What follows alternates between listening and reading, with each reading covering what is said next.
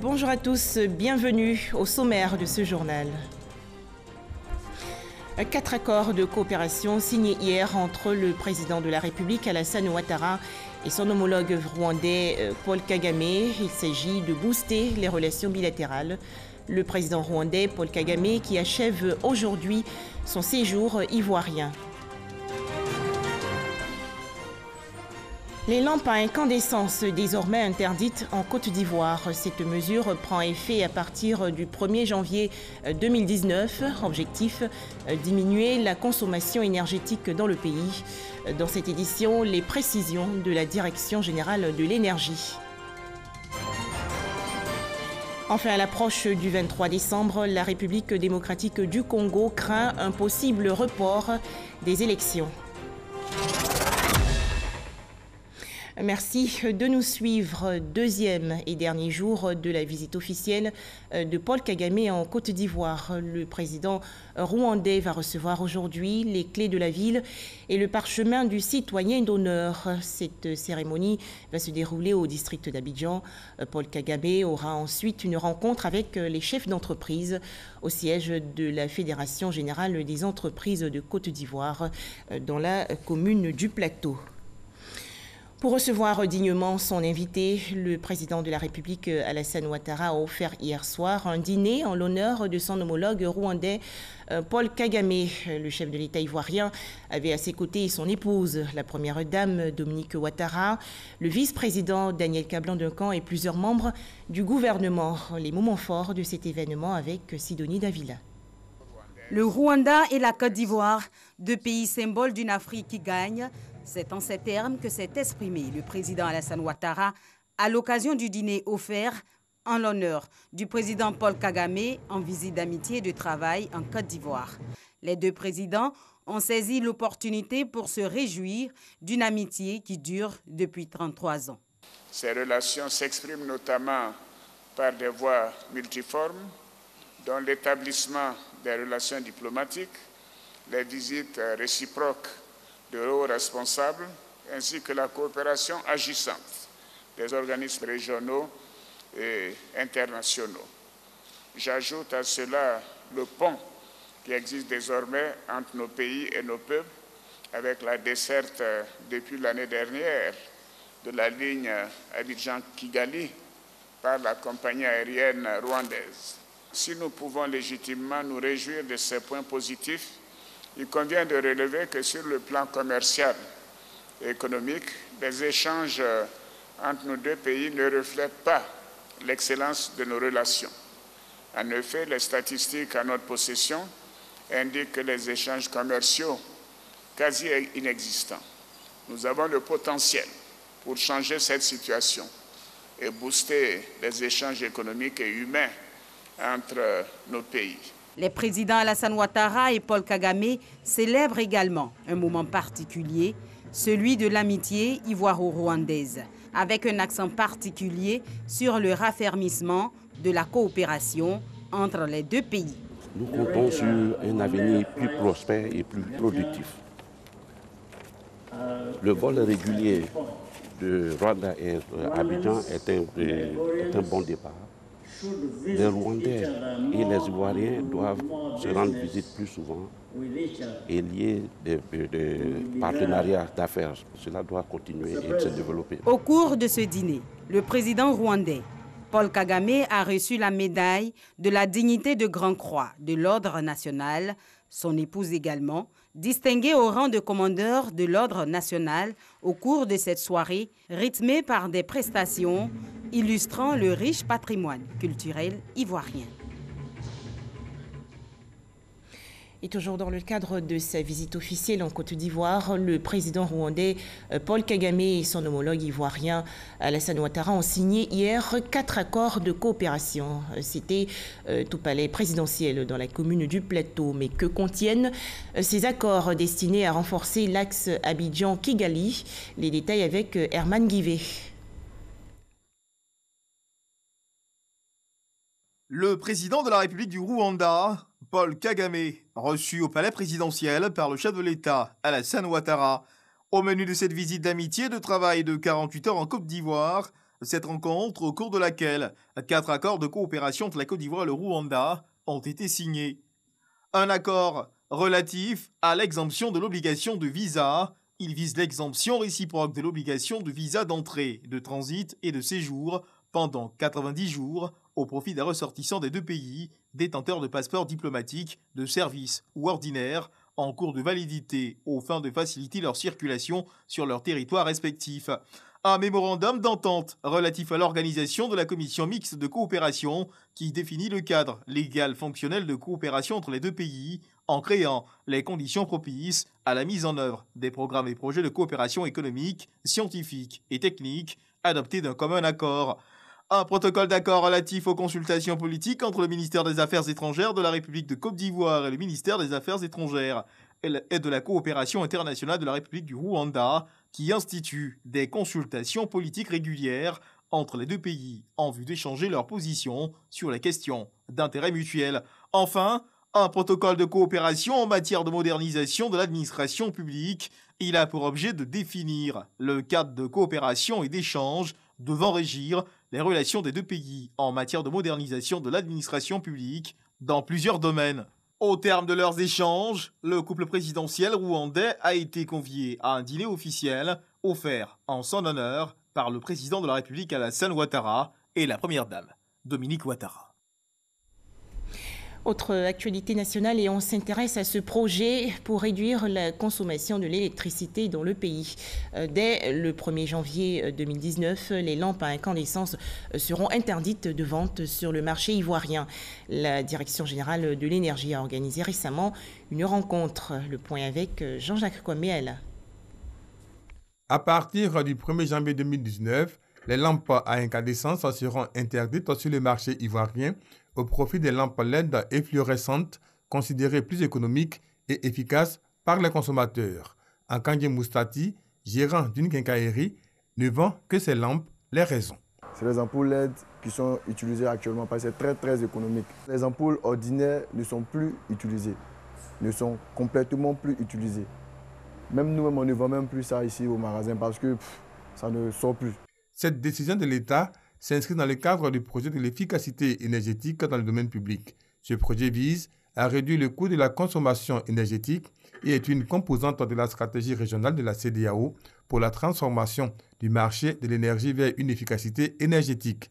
Dans le but de l'application de cette stratégie régionale au niveau national, les acteurs du secteur étaient en formation. Dans le cadre de notre projet en promotion de l'efficacité énergétique en éclairage public en Côte d'Ivoire, nous avons besoin des avis de toutes les parties prenantes pour pouvoir prendre des décisions qui engagent la Côte d'Ivoire, pour pouvoir aboutir à la transformation, la stratégie nationale de transformation du marché de l'éclairage.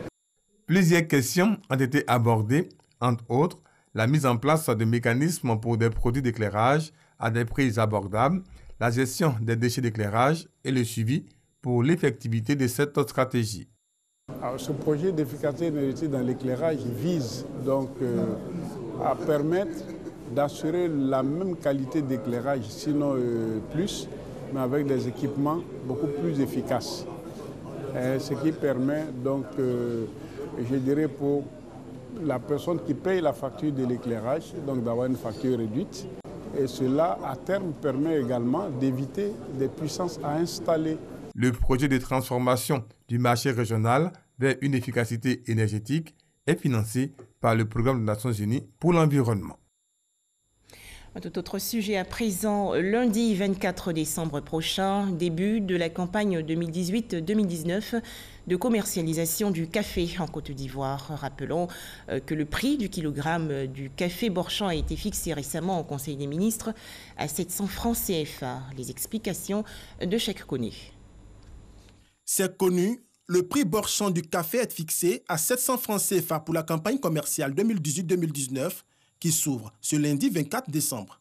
Ce nouveau prix, qui est en baisse de 50 francs CFA par rapport à la campagne commerciale précédente, intervient dans un contexte international difficile, marqué par deux contraintes majeures.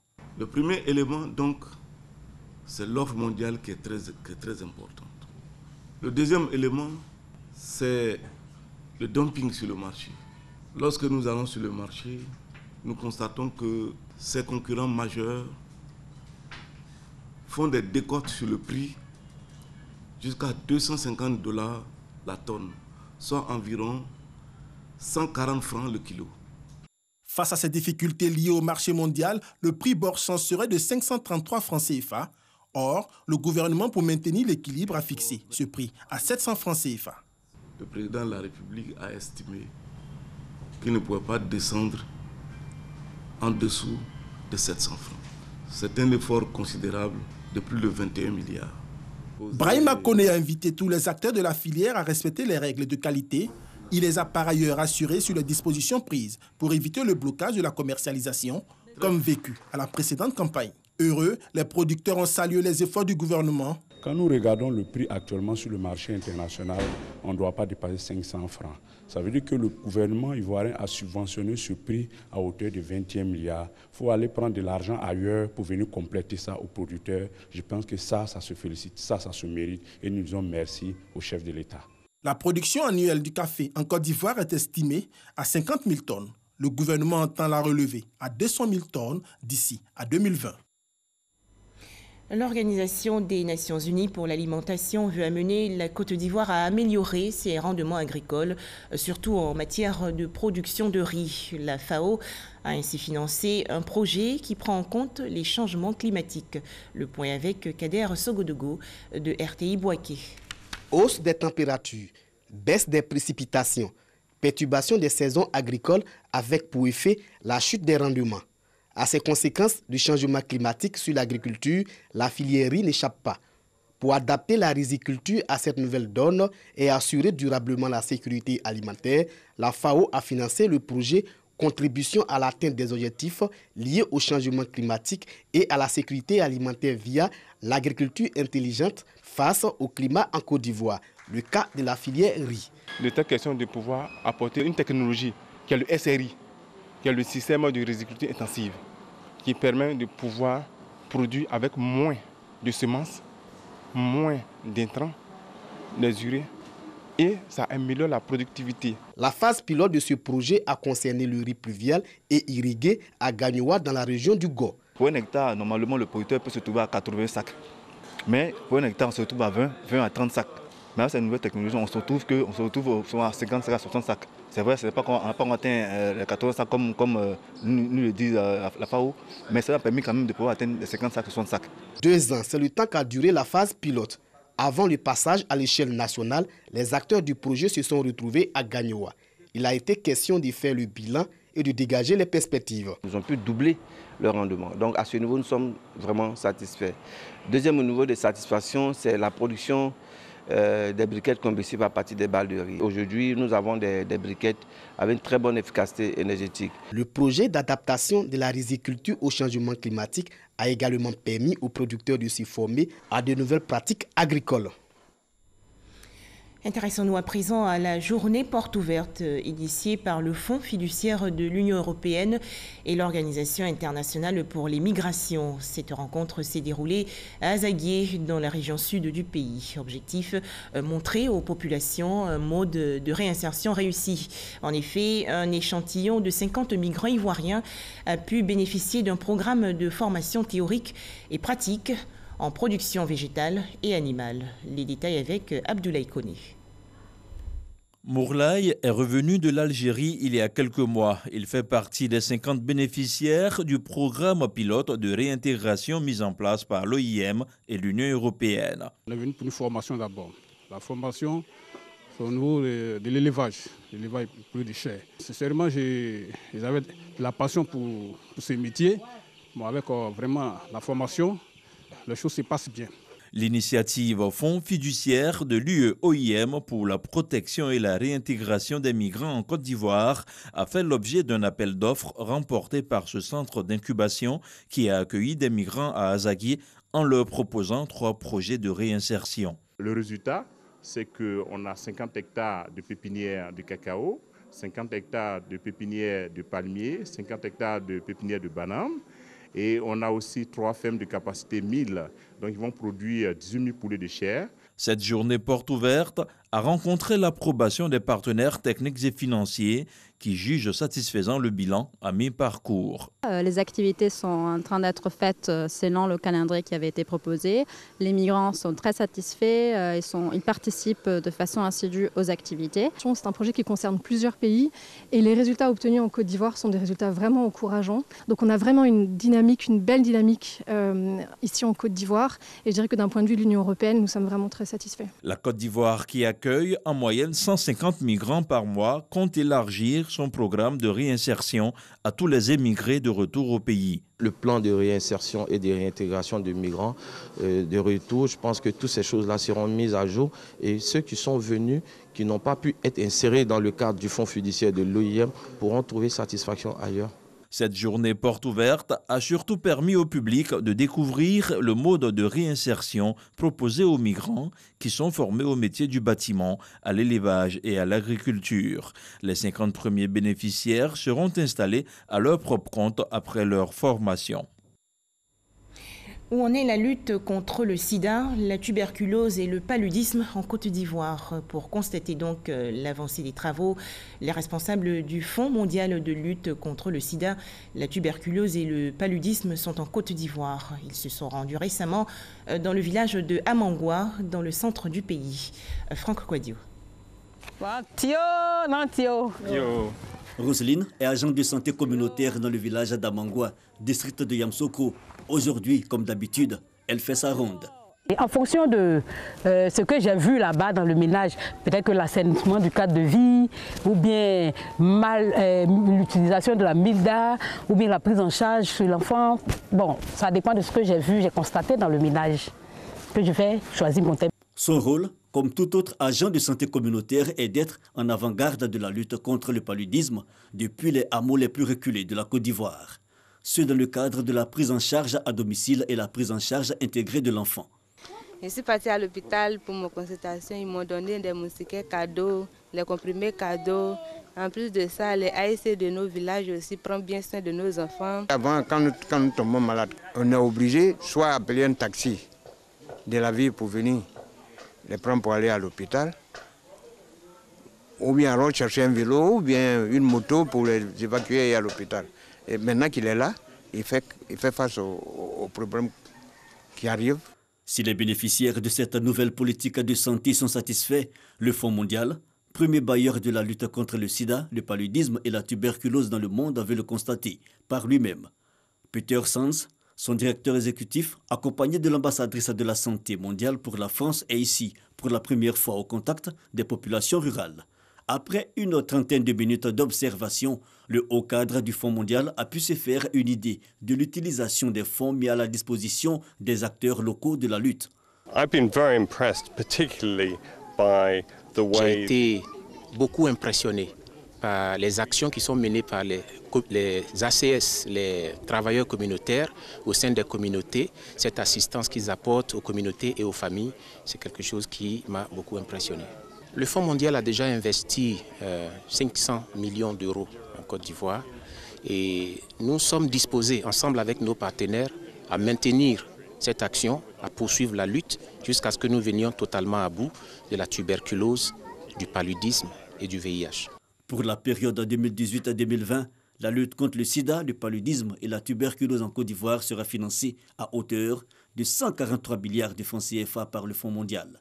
Des fonds qui vont contribuer au bonheur des populations dans un pays où, malgré les efforts du gouvernement, le paludisme demeure encore un problème de santé publique. On poursuit avec ces séances de formation à l'endroit des gestionnaires des hôpitaux publics de Côte d'Ivoire. Ils ont été instruits sur plusieurs sujets, dont l'information médicale et la comptabilité. Les précisions dans ce reportage de Patricia Omouetia. Depuis plusieurs années, la structure sanitaire publique se trouve confrontée à des enjeux et défis majeurs, de la maîtrise des risques et de la qualité des prestations, en passant par les exigences des partenaires. Les établissements sanitaires sont plus que jamais appelés à s'inscrire dans la logique d'innovation organisationnelle. Plusieurs modules sur la question ont meublé les échanges au cours de cette rencontre. La gestion de l'information médicale tient au cœur de cette gestion-là le dossier patient, qui va retracer la vie du patient depuis l'entrée dans notre structure jusqu'à sa sortie. Et malheureusement, ce tournant-là n'est pas souvent bien géré. Pour le ministre de la Santé à Kaoulé, l'espoir est permis avec la reprogrammation de toute la pyramide sanitaire et la réhabilitation de plus de 900 établissements sanitaires. La réforme hospitalière visera à induire un changement structurant des modes de gouvernance et de fonctionnement des hôpitaux. Cela permettra d'améliorer la performance tout en gardant sa mission sociale. Il s'agira entre autres de rendre les hôpitaux plus compétitifs, d'améliorer le système d'information. Aujourd'hui, nous sommes dans un monde où celui qui n'a pas l'information est ignorant. La carte hospitalière et l'organisation territoriale et interne des hôpitaux afin d'améliorer la qualité de l'offre des services et des soins de santé. 5 jours de formation donc pour concevoir de nouveaux modèles de gestion dans l'information médicale et la qualité des ressources humaines. Une vingtaine d'entreprises distinguées récemment pour la qualité de leurs services. C'était lors de la 2e édition des Pépites de l'accueil. Ce concours récompense chaque année les meilleures administrations publiques et privées du pays. Jean-Marc Djadji et Salima Toudia. La qualité de l'accueil à la clientèle à l'honneur à la maison de l'entreprise au plateau. 20 entreprises récipiendaires du public et du privé récompensées pour la qualité de leur accueil, de la prise en charge et de la réception du client. Cette cérémonie de récompense a pour objectif encourager l'excellence et l'expérience client. Le ministère du Plan et du Développement, représenté par le directeur de cabinet président de la cérémonie, a assuré de sa disponibilité et de son soutien à l'amélioration du service à la clientèle. 200 entreprises issues de 25 secteurs d'activité ont été évaluées selon différentes grilles d'évaluation. Le but était d'évaluer les efforts, d'encourager les efforts en termes d'amélioration de l'expérience client. Donc du coup, parmi ces 200 entreprises, chaque point de contact a fait l'objet d'une visite mystère, une enquête inopinée d'un client, d'un consommateur de type lambda, comme nous on les appelle, un client anonyme. Et ces mêmes points de contact, où les enseignes, les call centers ont fait aussi l'objet d'un appel mystère dans le même contexte. À l'issue de cela, nous avons déterminé les lauréats, les premiers et les deuxièmes qui ont reçu les trophées aujourd'hui. Les douanes ivoiriennes sont très honorées de recevoir ce prix qui pour nous est la consécration de nos efforts déployés dans le cadre de la qualité de l'accueil. Notre ambition, c'est vraiment de satisfaire totalement les besoins et les attentes de nos usagers clients et nous mettrons tout en œuvre pour que le client qui vient en douane se sente chez lui, qu'il soit traité comme un roi. Le comité d'organisation et les membres du jury ont exhorté les entreprises à exceller dans le secteur de l'accueil à la clientèle car il est un axe de développement pour l'économie ivoirienne. Comment lutter contre l'incivisme en Côte d'Ivoire? Question au centre d'un panel organisé récemment par l'Office du service civique national et le Centre international pour le développement du droit. Ces deux structures qui ont décrié des actes d'incivisme dans divers secteurs proposent des solutions durables. Les précisions de Olivier Iriebi et Abou Sanogo. Dévalorisation des lois de la société. Non-respect des symboles et institutions de la République, saccage de biens publics, indiscipline au volant, pour ne citer que cela. Des manquements observés ici et là dans le quotidien d'une certaine frange de la population. Face à ces actes qui créent de nombreux désagréments à la bonne marche du pays, l'Office du service civique national et le Centre international pour le développement du droit veulent apporter des solutions durables. Pour accompagner monsieur le secrétaire d'État dans sa vision sur le service civique, nous avons jugé utile de nous rapprocher des sachants, des universitaires, pour qu'ils nous apportent leurs connaissances afin de pouvoir proposer des solutions durables à la question de l'incivisme en Côte d'Ivoire. Nous allons essayer de voir comment faire en sorte que l'Ivoirien soit réconcilié avec la loi, avec le respect de la chose publique, que l'Ivoirien soit réconcilié avec le respect des institutions. Trouver des solutions adéquates, certes, mais d'ores et déjà faire appliquer des sanctions à l'encontre des personnes qui enfreignent aux règles établies. Les bons exemples doivent être montrés et il faut sanctionner. Comment on peut tolérer encore que des gens ne respectent pas les feux tricolores? Comment on peut tolérer que les gens passent en contresens? Chaque fois que certaines personnes le feront, s'il n'y a pas des sanctions assez fortes à ce niveau-là, ça donnera l'exemple contraire de ce qu'on veut faire. Au sortir de cette rencontre, un document de base sera mis à la disposition du secrétariat d'État chargé du service civique. Ce document servira de boussole pour renforcer les campagnes d'éducation et de sensibilisation pour conduire au changement de comportement. Quel bilan 2018 pour le ministère de l'Intégration africaine et des Ivoiriens de l'extérieur? Ce département a passé récemment au peigne fin toutes ses activités. L'occasion également de présenter les grands chantiers pour la nouvelle année 2019. Laurent Sachaud et Abou Sanogo. L'heure est au bilan au ministère de l'Intégration africaine et des Ivoiriens de l'extérieur. Un séminaire donc organisé pour faire le point des activités réalisées en 2018. Alors ce bilan, grosso modo, se résume en deux principaux points. Premièrement, ce que nous avons fait au niveau continental, notamment notre apport au niveau des grandes avancées au niveau de l'Union africaine, les grandes avancées au niveau de la CEDEAO, les grandes avancées au niveau de l'UEMOA et puis éventuellement tout ce que nous faisons en termes de renforcement des capacités. Le ministère est en train de réfléchir à des programmes transfrontaliers et le phare un peu, ça a été la signature de cet accord tripartite entre la Côte d'Ivoire, le Mali et le Burkina Faso que nos trois premiers ministres ont porté, que nous avons appelé le triangle Sikasso-Bogobo-Korogo et le port sec de Ferkessé-Debout. En ce qui concerne les perspectives, le ministère de l'Intégration africaine et des Ivoiriens de l'extérieur entend mettre l'accent sur plusieurs points. Pour 2019, nos priorités sont simples. Je vous ai évoqué le document de politique de gestion des Ivoiriens de l'extérieur. Ce sera de le faire adopter en Conseil des ministres, de l'opérationnaliser et de mobiliser des ressources pour le mettre en œuvre. Surtout que 2019 sera une occasion pour que nous fassions ce que nous appelons le troisième forum de la diaspora. Il faudrait que nous puissions communiquer avec nos compatriotes de l'extérieur sur ce document de politique. En matière d'intégration africaine, c'est le plan stratégique de l'intégration que nous avons déjà commencé à faire partager à certains bailleurs de fonds pour lesquels il y a beaucoup de sous-projets et de sous-programmes.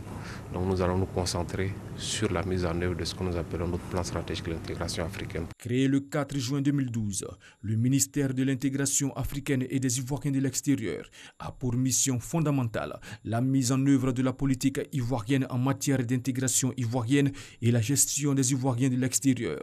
À cette fin, il assure la coordination et la promotion des politiques sectorielles en matière d'intégration africaine en vue d'une meilleure cohérence des propositions nationales en liaison avec les ministères techniques intéressés. Et pour mettre fin à l'actualité en Côte d'Ivoire, la 6e édition de la Biennale internationale des arts naïfs d'Abidjan. Cette plateforme de rencontres et d'échanges entre professionnels de la peinture naïve s'est ouverte le 13 décembre dernier et va s'achever le 29 décembre prochain dans la commune du Plateau. Plus de 50 artistes, plasticiens ivoiriens et internationaux participent à cet événement. Jean-Marc Djadji et Didier Nguessan. Art rebelle traduisant les réalités des villes africaines et la vision du monde dans sa plus simple expression. Tel est le sens du thème « Art naïf et mutations urbaines » du vernissage de la 6e Biennale internationale des arts naïfs, BINA, édition 2018. L'un des nombreux défis de l'art naïf ivoirien est de s'imposer dans le paysage artistique et contribuer au développement culturel de la Côte d'Ivoire. Les arts naïfs, ce sont des arts qui autrefois était taxé de non-respect des conventions. Aujourd'hui, c'est reconnu par le monde que c'est un grand art.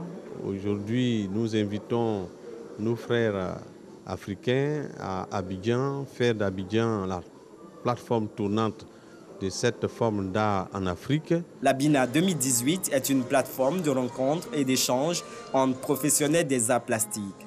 Conférences, débats, expositions, panels et ateliers jeunes sont au menu de cet événement.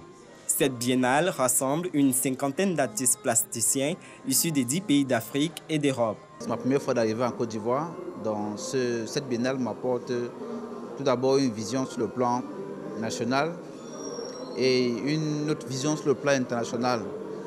Donc pour moi, c'est un plus à ma carrière artistique.